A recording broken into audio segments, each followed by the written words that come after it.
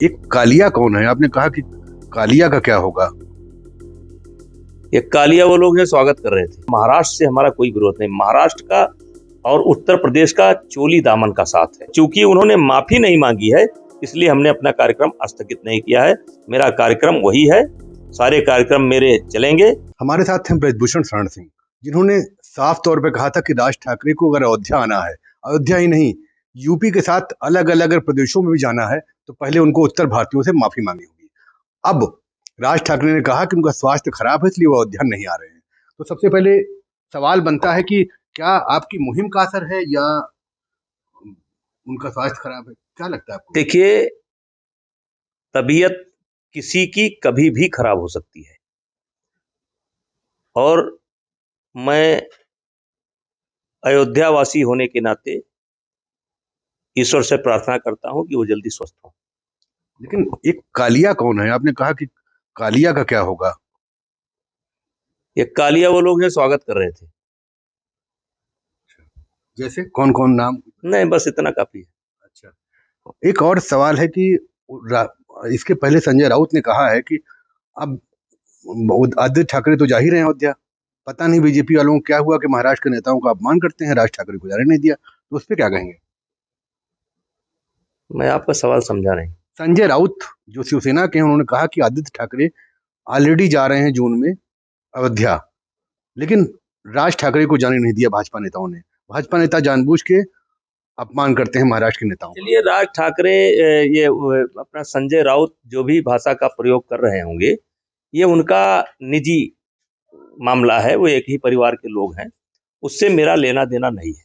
मेरा विरोध मनसे के कार्यकर्ताओं ने, जो लगभग 70-80 हजार की संख्या है उत्तर भारतीयों की, उसमें आप किसी भी प्रांत को ले सकते हैं।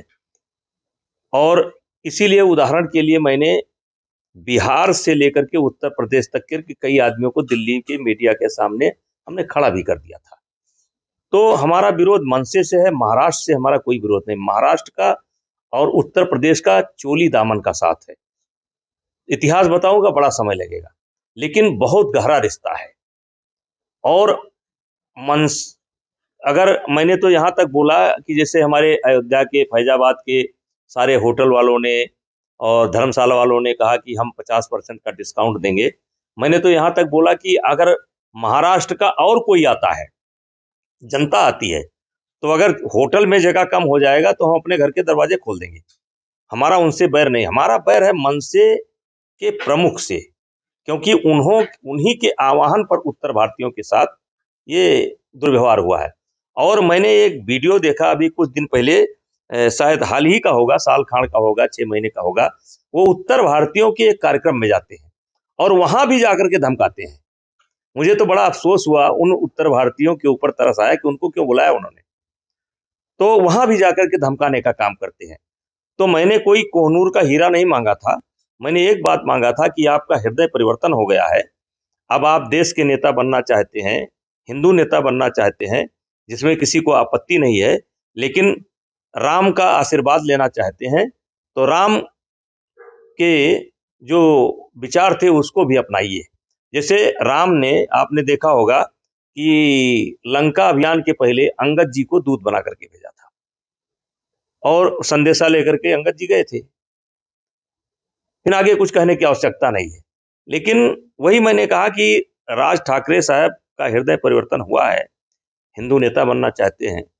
जो अजान और हनुमान चालीसा की लड़ाई है, उससे मेरा कोई लेना देना नहीं है, लेकिन उनको उत्तर भारतीयों से माफी मांगनी चाहिए। और जिस राम का वो दर्शन करने के लिए आ रहे हैं वो भी उत्तर भारतीय थे। वैसे पूरे देश को उन्होंने जोड़ रखा था। राम कण कण में है, राम हर श्वास में है, सबके हैं, लेकिन राम के वंशजों को आप पीटोगे और राम का आशीर्वाद लोगे।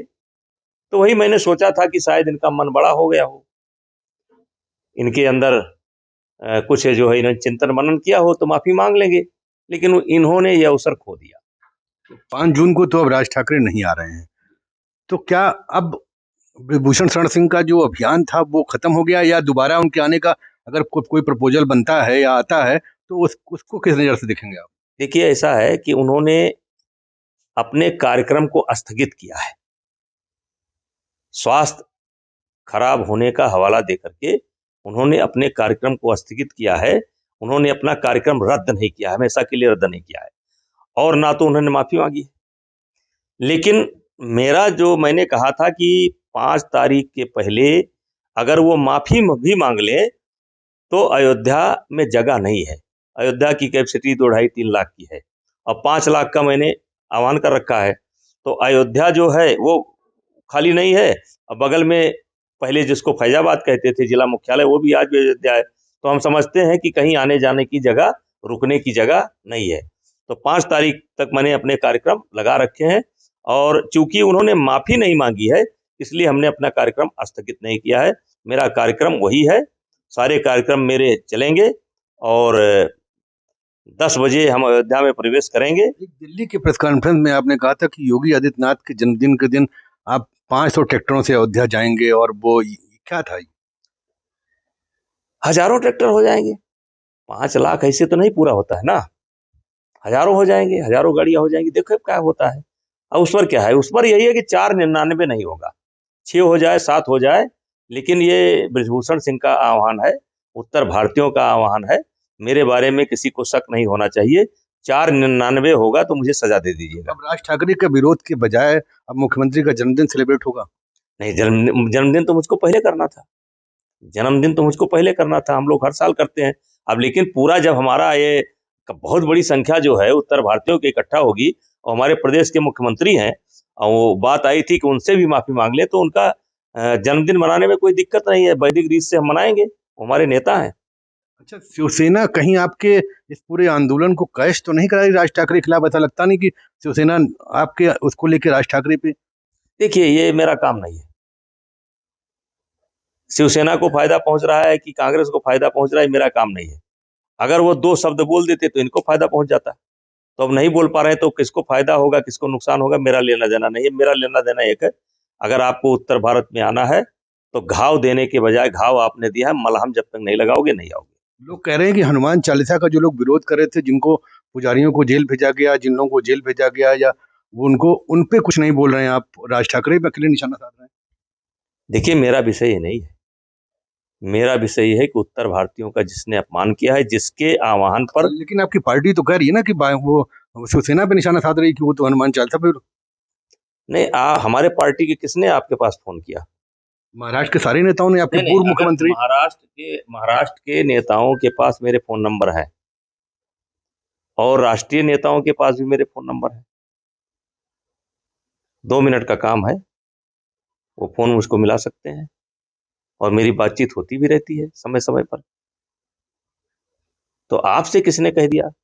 क्या भारतीय जनता पार्टी जो इतना लंबा सफर तय की है, पंडित दीनदयाल जी से शुरुआत हुई थी, श्यामा प्रसाद मुखर्जी से, उसमें राज ठाकरे का क्या रोल है?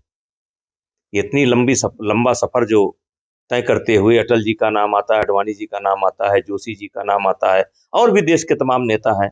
इतनी बड़ी संघ की भूमिका है, इतने बड़ा आंदोलन चला, और आज भारतीय जनता पार्टी ये राज ठाकरे की बदौलत है क्या, जो आज मोदी जी के नेतृत्व में है? 2014 में राज ठाकरे ने मोदी जी के लिए क्या कहा था, 2019 में मोदी जी के लिए क्या कहा था, हमारे योगी जी के लिए क्या कहा था? ये सब विषय नहीं है, बड़ा लंबा भाष है, इसमें नहीं पढ़ना है। पढ़ना यही एक लाइन की बात है, माफी मांगो, उत्तर भारत आओ, स्वागत है। अब इसमें फिर भी अगर वो आना चाहेंगे तो माफी मांगनी पड़ेगी? नहीं आ पाएंगे, नहीं आ पाएंगे। अब तो बहुत, देखिए, ये जो एक डिब्बा बंद था, ये खुल गया है। अब मैं भी ना करूं तो कोई ना कोई करेगा। आ नहीं पाएंगे, बिना माफी क्यों नहीं आ पाएंगे? अलग अलग प्रदेशों में भी आपने कहा।